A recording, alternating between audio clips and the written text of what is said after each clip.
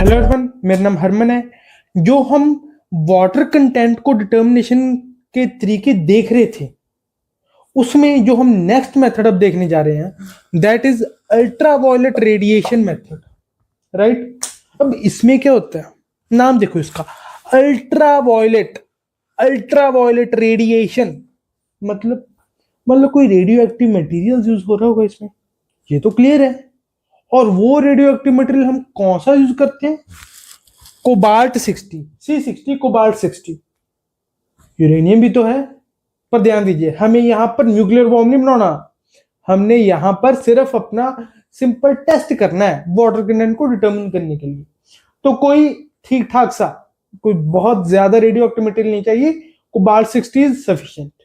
ठीक है, तो क्या करते हैं, दो स्टील केसिंग लेते हैं हम, एक को इस साइड और दूसरी को इस साइड हमने ग्राउंड में पेनिट्रेट कर दिया। ठीक है, अब जो ये फर्स्ट स्टील केसिंग है ना, ये वाली, इसमें हमने एमिटर डाल दिया। कौन सा? कोबाल्ट 60। अब ये एमिटर क्या करेगा? ये वाला एमिटर जो रेडियो एक्टिव वेव्स है उनको एमिट करेगा, उनको इस तरफ एमिट करेगा। एमिट कर रहा है, एमिट करके यहां पर हमारे सॉइल में क्या है? वाटर है, ऑफ कोर्स, तभी तो उसका वाटर कंटेंट हम पता कर रहे हैं। तो जो हमारे सॉइल में वाटर है उससे स्ट्राइक करने के बाद इसकी कुछ एनर्जी लूज हो जाएगी। ठीक है, रेडिएशंस की। और जो एनर्जी लूज हो जाएगी, उसके बाद जो एनर्जी बच गई लूज होने के बाद, वो यहां पर जो डिटेक्टर प्लेस्ड है सेकंड स्टील केसिंग में, वो डिटेक्ट कर लेगा। ठीक है, तो अब हमें यह पता चल गया एमिटर से, हमें पता है क्योंकि हमने वेव्स छोड़ी है, हमें पता है कि यहां से हमने कितनी एनर्जी छोड़ी थी। यहां डिटेक्ट से पता चल गया कि कितनी एनर्जी आई, तो ये पता चल जाएगा कि कितनी लॉस ऑफ एनर्जी हुई। अब उस लॉस ऑफ एनर्जी को हमने ऑलरेडी कैलिब्रेट किया होता है वाटर कंटेंट से। तो लॉस ऑफ एनर्जी आई, फिर जो चार्ट है हमारा, उससे हम देख लेते हैं कि वाटर कंटेंट हमारा कितना होगा। सिंपली इस तरीके से हम अल्ट्रावायलेट रेडिएशन मेथड से अपना वाटर कंटेंट पता कर लेते हैं। राइट। अब हम चलते हैं वाटर कंटेंट को डिटरमिन करने के लिए जो हमारा अगला मेथड है। Now the next method of determining water content is Taurean balance moisture meter method, और इसको और क्या कहते हैं? Infrared method. अब ये एक लैब मेथड है। अल्ट्रावायलेट रेडिएशन मेथड जो हमने इससे पहले किया वो तो आपको देख के पता चल ही गया होगा that it is a field method, और ये है लैब मेथड। ठीक है, अब इसमें हम करते क्या है, इसका जो सेकंड वाला नाम है ना, इंफ्रारेड मेथड, अभी इस पे ध्यान दो। पहले नाम पर भी मैं आऊंगा, सेकंड नाम इसका जो है उस पर ध्यान दो, इंफ्रारेड मेथड। इसमें हम क्या करते हैं कि एक साइड पे ना एक 250 वॉट का बल्ब ले लेते हैं।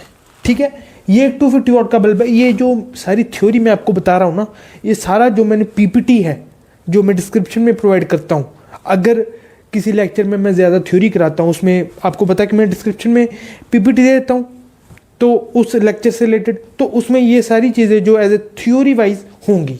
राइट। तो 250 वॉट का हमने बल्ब एक साइड दे दिया। अब ये जो बल्ब है 250 वॉट का, ये इंफ्रारेड रेज एमिट करेगा। ठीक है, इंफ्रारेड रेज इसने फेंकी साइड एमिट करी, उसने जो दूसरी साइड पे हमारा सॉइल पड़ा है उसको सुखाना शुरू कर दिया, ड्राई करना शुरू कर दिया। ठीक है, अब सेकंड साइड पे हमारे पास एक टॉरियन बैलेंस होता है। ठीक है, बैलेंस होता है वो टॉरियन घूमने वाला होता है, टॉरियन बैलेंस होता है वो। ठीक है, टॉरियन बैलेंस। अब जैसे जैसे जो ये हमारा सॉइल है ये ड्राई करता जाता है, वैसे वैसे जो टॉरियन बैलेंस है वो घूमता जाता है। ठीक है, और अल्टीमेटली जब ये पूरी तरह ड्राई हो गया, ठीक है, पानी पूरी तरह इवेपोरेट हो गया इस सॉइल में से, तब वो जो हमारा टॉरियन बैलेंस है वो एक रीडिंग पे आके रुक जाएगा। ठीक है, अब जब वो रुक जाता है ना, तब डायरेक्टली वो मीटर हमें in terms of percentage water content बता देता है कि इतना आपका वाटर कंटेंट है। राइट। अब बस यही है, सिंपल। इसी को हम कहते हैं Taurean balance moisture meter method. ये जो मीटर होता है ना, इसको हम कहते हैं टॉरियन बैलेंस मॉइस्चर मीटर, जो घूमता है यहाँ पे, जो वाटर कंटेंट फाइनली बता देता है इन टर्म्स ऑफ परसेंटेज, ठीक है ना। तो Taurean balance moisture meter method और इंफ्रारेड मेथड क्या होता है वो हमने डिस्कस कर लिया। अब इस मेथड में ना अब एक बहुत ही एक इसकी एडवांटेज है कि ये उन सॉइल्स के लिए, कोहेसिव सॉइल्स, उन सॉइल्स के लिए जैसे जो कोहेसिव सॉइल्स हैं लाइक क्ले, उन सॉइल के लिए ये बहुत ही एडवांटेजियस है। क्यों? क्योंकि ये जो सॉइल्स होते हैं ना, जैसे क्ले सॉइल, ये क्या करते हैं, ये ना क्विकली एटमॉस्फेयर से वाटर को एब्जॉर्ब कर लेते हैं अपनी सरफेस पे।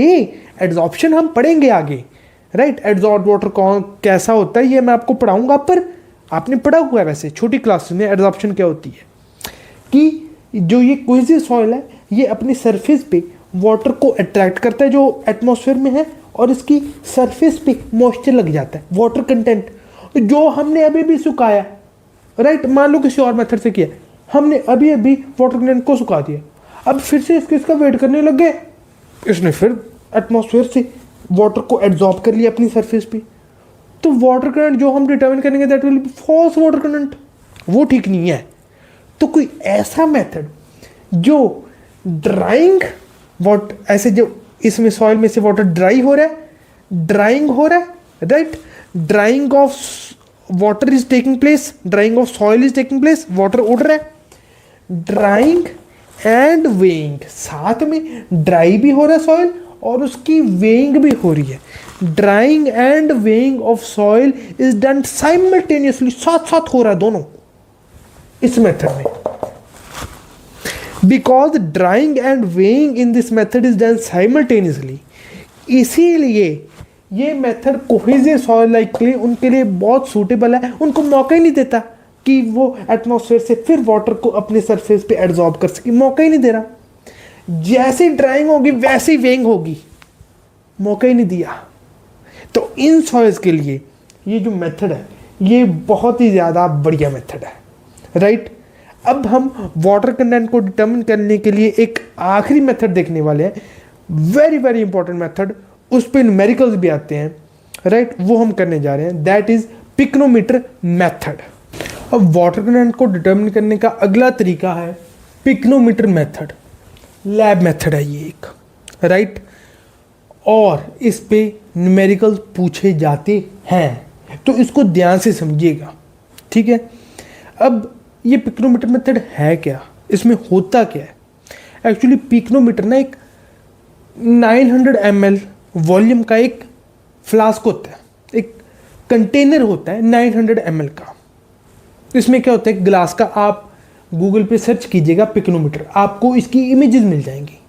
पिक्नोमीटर एक ग्लास का कंटेनर होता है, सिलेंड्रिकल ग्लास का एक कंटेनर होता है ये, और इसके ऊपर ब्रास का ढक्कन लग जाता है, कैप लग जाता है ब्रास का, ठीक है। और फिर रिजल्टेंट जो ब्रास का, जो ऊपर जो ये ब्रास का ढक्कन लगता है ना, वो कोनिकल शेप का होता है। ये तो सिलेंड्रिकल शेप का हो गया ग्लास का एक कंटेनर, उसके ऊपर एक कोनिकल शेप का एक ब्रास का ढक्कन लग जाता है, ठीक है। और जो रिजल्टेंट हमारे पास एक बीकर आता है, एक कंटेनर आता है, वो कुछ ऐसी शेप का बन जाता है, ठीक है। ये इधर तक जो मैंने बनाया है इतना सिलेंड्रिकल शेप का, राइट। ऑफ कोर्स बोर्ड पे तो 2D में तो जो सिलेंडर है वो एक रेक्टेंगल ही दिखेगा, ठीक है। तो ये यहाँ तक तो है ये हमारा जो ग्लास का कंटेनर। इसके ऊपर जो ये मैंने किसी कोनिकल शेप का बनाया ना, ये उसके ऊपर का जो हम ढक्कन होता है, कैप होता है, वो है ये। और इसमें क्या होता है, ये है तो पहले मैंने ये आपको ये बताया that this is a 900 ml का ये कंटेनर होता है ओवरऑल, जब ढक्कन लगा के, राइट, कैप लगा के। और इसमें ये एक बात होती है कि जो ये कैप होता है ना, इसके ऊपर 6 mm का गैप दिया जाता है, 6 mm का। वो क्यों, वो अभी जैसे जैसे हम आगे बढ़ेंगे तब मैं आपको समझाऊंगा कि ऐसा क्यों किया जाता है। फिलहाल आप ऐसा देखिए कि जब हमें वाटर कंटेंट पता करना होता है पिक्नोमीटर मेथड से, तब हम पहले क्या करते हैं, खाली जो हमारा पिक्नोमीटर है ना, पिक्नोमीटर का कंटेनर है, जो पिक्नोमीटर का जो फ्लास्क है, पिक्नोमीटर का कंटेनर है, जो भी राइट, ये जो भी कंटेनर बना हमारा, उसका हम वेट ले लेंगे। उसको वेट को, उस वेट को हम क्या कहेंगे, W1, पिक्नोमीटर के वेट को W1, ठीक है।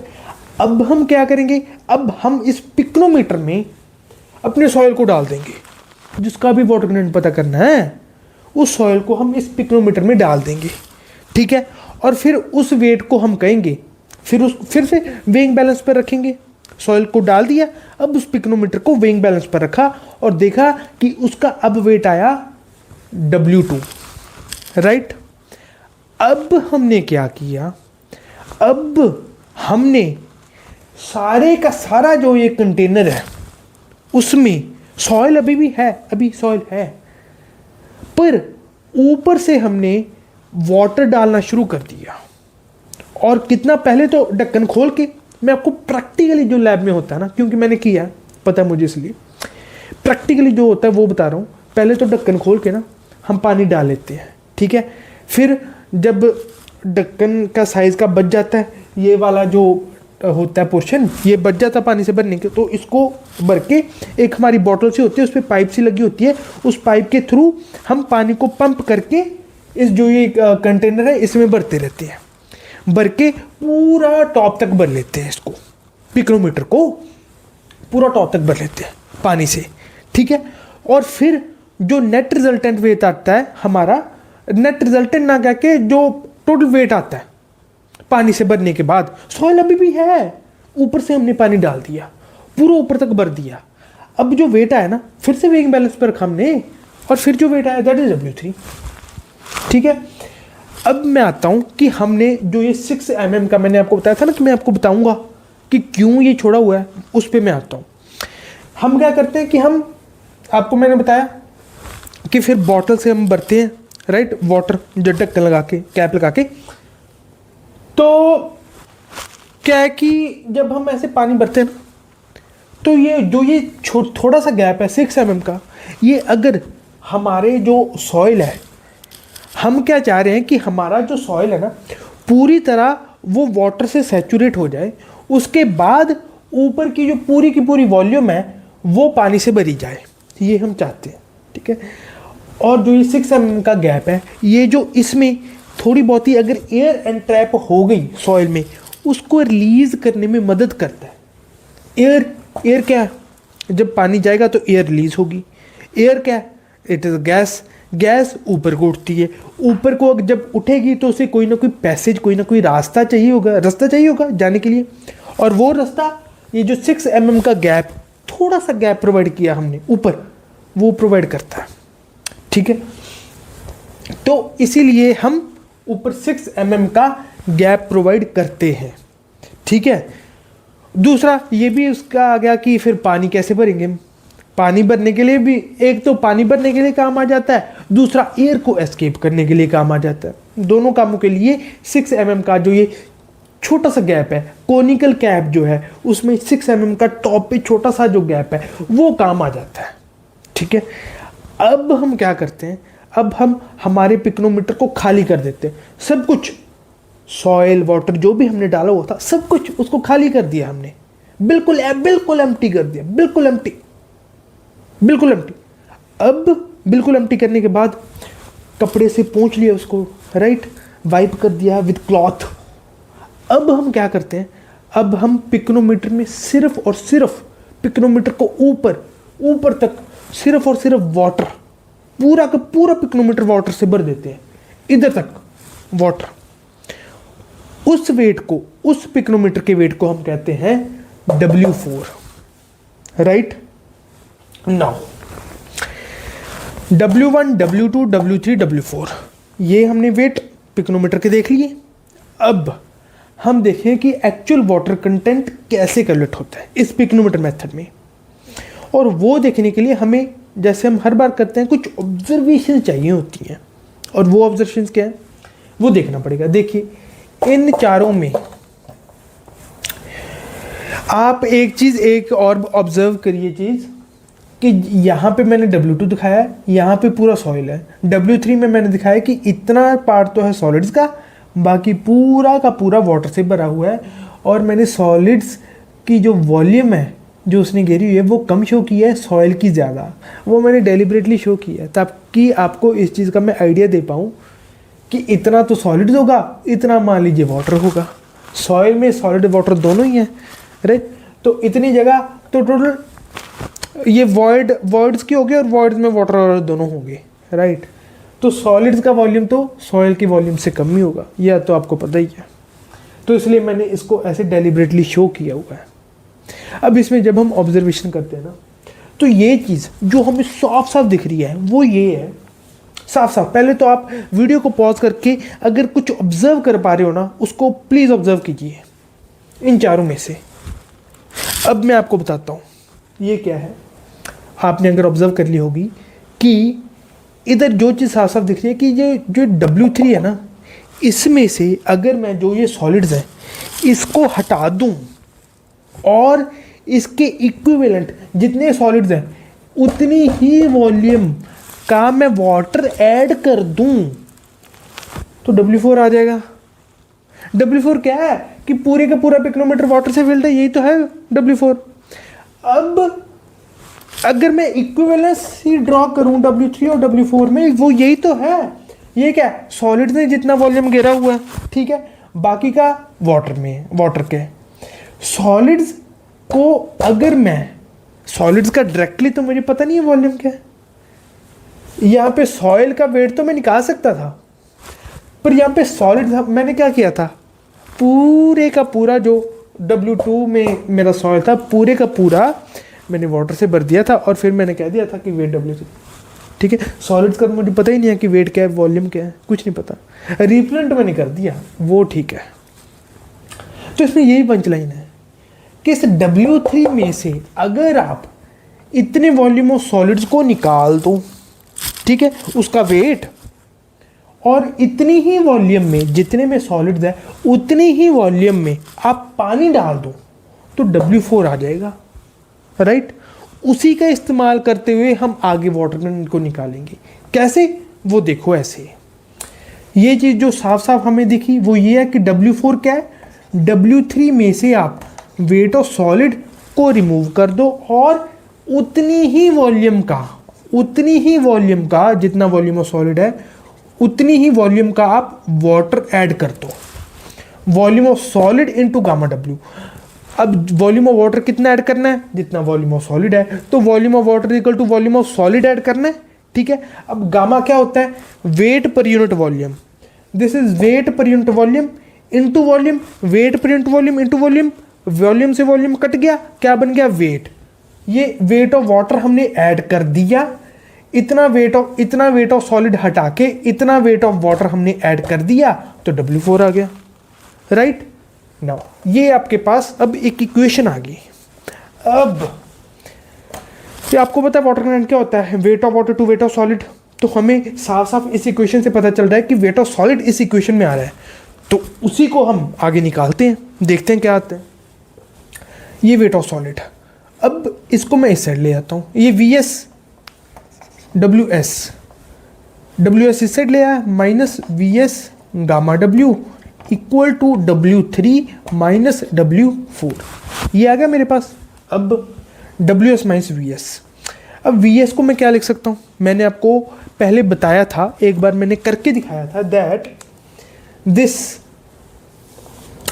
जो VS है उसको मैं अगर रिप्रेजेंट करना हो in terms of gamma S तो वो होता था WS बाई VS, तो उससे आ जाता था VS is equal to WS by gamma S, right, यही आएगा। अब ये आएगा WS by gamma S, weight per unit volume, VS आ जाएगा WS by gamma S, right. अब जो गामा S है उसको हमने पहले लिखा हुआ है G गामा W, पिछली क्लासेस में हमने पढ़ा है G होता है gamma S by gamma W, तो gamma S G gamma W, तो इसको ऐसे लिख लो, VS क्या आ जाएगा अब, WS by G gamma W, ये आ जाएगा, राइट। तो इसी चीज़ का आप इस्तेमाल करो, राइट, इसको मैं ब्रैकेट में डाल देता हूँ। इसी चीज़ का इस्तेमाल करते हुए हम आगे चलते हैं। हम WS माइनस VS को हम क्या लिखेंगे, WS by gamma S। Gamma S का क्या मतलब है, G गामा W, राइट। तो VS क्या आ गया, WS by G gamma W, WS by G gamma W, क्या VS इंटू गामा W है इधर मेरे पास। ये तो मैंने VS लिखा है, ये मैंने VS लिखा है, WS by G gamma W, ये वाला VS इंटू गामा W तो है ना, कर दो multiply, equal to W3 minus W4, 3 minus W4। तो यहां पर WS कॉमन आ जाएगा मेरे पास, ठीक है, WS मेरे पास आ गया कॉमन। ये यहां पर गामा W से गामा W कैंसिल हो गया, WS कॉमन आ गया, ये आ गया 1 माइनस 1 बाय G, ये आ गया, is equal to W3 minus W4। अब WS मेरा क्या आ जाएगा, G minus 1 by G equal to W3 minus W4, right. अब ने यहां तक रिलेशन देख लिया था, that weight of solid into G minus 1 by G equal to W3 minus W4, right. तो वेट ऑफ सॉलिड यहां से क्या आ जाएगा, G by G minus 1 into W3 minus W4, right. Now अब जो वेट ऑफ सॉलिड को हमने ये निकाल लिया, और वाटर कंटेंट क्या होता है, वाटर कंटेंट जैसे कि आपको पता है वो होता है weight of water to weight of solid, ठीक है। अब वेट ऑफ सॉलिड तो मुझे पता है, जो मैंने निकाले हैं W3 W4, उनकी जो मुझे वेट पता है, मुझे W1 W2 W3 W4 ये पता है। इन टर्म्स ऑफ जो मुझको वेट पता है, उनकी टर्म्स में मेरे को वेट ऑफ सॉलिड वो तो पता है, पर वेट ऑफ वाटर वो नहीं पता। तो उसको निकाल लो, उसको रिप्रेजेंट कर दो, जो हमें पता है, हमें क्या पता है, वेट ऑफ सॉलिड, इसकी टर्म में रिप्रेजेंट कर दो। कैसे करेंगे, वेट ऑफ वाटर क्या होगा, टोटल वेट में से वेट ऑफ सॉलिड को माइनस कर दो, तो ठीक है, टोटल वेट में से वेट ऑफ सॉलिड को माइनस कर दिया तो वेट ऑफ वाटर आ जाएगा, ठीक है, बाय वेट ऑफ सॉलिड। अब टोटल वेट ऑफ सॉलिड हमें पता है कि नहीं, डेफिनेटली पता है। पिक्नोमीटर की आप रिवाइंड करके, अगर आपके दिमाग में डायग्राम है देन इट्स ओके, तो आप पीछे रिवाइंड करके देखिए, जो खाली पिक्नोमीटर था उसका वेट था W1, और उसमें जब हमने सॉइल डाल दी उसका वेट था W2। तो खाली का पता है, खाली में सॉइल डाल दी उसका पता है W2, तो सॉइल का क्या हुआ, W2 माइनस W1, यही तो हुआ सॉइल का वेट, उसी को हम टोटल वेट कहते होते हैं, that is total weight, W2 minus W1 is total weight. तो यहां पर मैं टोटल वेट में क्या डाल दूंगा, W2 minus W1 minus weight of solid तो मेरा है ही, by weight of solid, right. अब W2 माइनस W1 इसको मैं अलग कर लेता हूं, क्यों, देखिए, इसको अगर मैं W2 माइनस W1 को अलग कर लूं bye weight of solid, minus ये WS by WS wait of solid, ये क्या हो जाएगा, WS बाई WS 1। तो इससे मेरा क्या आता है, इससे मेरे पास कौन सी चीज़ आती है कि इधर देखिए, W2 W1 ये मेरे को पता है, WS वेट ऑफ सॉलिड मैंने निकाल लिया in terms of W3 W4 और स्पेसिफिक ग्रेविटी। इसका तो आपको एक्सप्रेशन से तो पता चल ही रहा होगा, जैसे जैसे हम डेरिवेशन में प्रोसीड कर रहे हैं, कि अगर इस मेथड से हमको वाटर कंटेंट निकालना है तो हमें G जो स्पेसिफिक ग्रेविटी है ये हमें पता होनी चाहिए। उसी सॉइल का हम वाटर कंटेंट निकाल सकते हैं पिक्नोमीटर मेथड से, जिसकी हमें स्पेसिफिक ग्रेविटी पहले से पता हो, पहले से हमने इसकी स्पेसिफिक ग्रेविटी निकाल ली है, उसी सॉइल का हम पिक्नोमीटर मेथड से वाटर कंटेंट निकाल सकते हैं, राइट। नाउ वाटर कंटेंट ये आ गया मेरा। अब तो बस वैल्यूज ही पुट करनी है, अब तो बस इक्वेशन में एक दूसरे में पुट करके देखते हैं क्या बनता है। W equal to W2 minus W1, ये है न्यूमरेटर में, इसको रखे रहने दो, divided by weight of solid. Weight of solid ये हमने निकाला हुआ G by G minus 1, G by, अब यहां से मैं G को हटाऊंगा, इसको मैं लिखूंगा इधर, यहां पे मैं डाल दूंगा ब्रैकेट ताकि इनटू मल्टीप्लिकेशन का साइन अपने आप अंडरस्टूड हो। G ये वाली, अब जो ये W3 माइनस W4 है ये भी नीचे ही आएगा, G into W3 minus W4 नीचे आएगा, G को मैं इस साइड ले गया और W3 माइनस W4 को मैं इस साइड लिखूंगा, राइट। ये जो W2 माइनस W1 ऊपर था ही, और जो ये नया वेट ऑफ सॉलिड से आ रहा है ना, इसको मैं ब्लू मार्कर से शो कर देता हूँ आपकी आसानी के लिए। W3 माइनस W4 ये आ रहा था, ठीक है, और G एक ये नीचे आएगा, राइट। अब G माइनस 1 ये डिनोमिनेटर में है, वेट ऑफ सॉलिड यहाँ पे वेट ऑफ सॉलिड डिनोमिनेटर में है, और G minus 1 wait of solid के डिनोमिनेटर में है, तो डिनोमिनेटर का डिनोमिनेटर कहाँ चलेगा, न्यूमरेटर में, तो ये बन जाएगा G माइनस 1। नाउ माइनस 1, ये अब आ गया आपका वाटर कंटेंट का एक्सप्रेशन, वाटर कंटेंट का फॉर्मूला बाय पिकोनोमीटर मेथड। क्या, W2 minus W1 by W3 minus W4 into G minus 1 by G minus 1, और अगर परसेंटेज में रिप्रेजेंट करना है तो इंटू 100 कर देना, राइट। अगर परसेंटेज में इसी चीज को अगर मैं परसेंटेज में रिप्रेजेंट करूं तो क्या आ जाएगा, W equal to W2 minus W1 by W3 minus W4 into G minus 1 by G minus 1, ये सारा एक साथ एक ब्रैकेट में इंटू 100%। वो तो ऑब्वियस ही है, अगर परसेंटेज में रिप्रेजेंट करना है तो इंटू 100% कर दो, ठीक है, तो आपका परसेंटेज में आंसर आ जाएगा, ठीक है, यही है। अब इसमें क्या है, specific gravity G of soil वो आपको पता होनी चाहिए, ठीक है। W1 W2 W3 W4 ये हमने कर लिया है। W1 को होता है खाली का वेट, W2 जब सॉइल डाल दिया, W3 जब ऊपर से पूरा पिकोनोमीटर को हमने वाटर से फिल कर दिया, सॉइल पहले ही है उसमें, W4 पूरे को एम्प्टी करके फिर पूरे को पानी से भर दिया।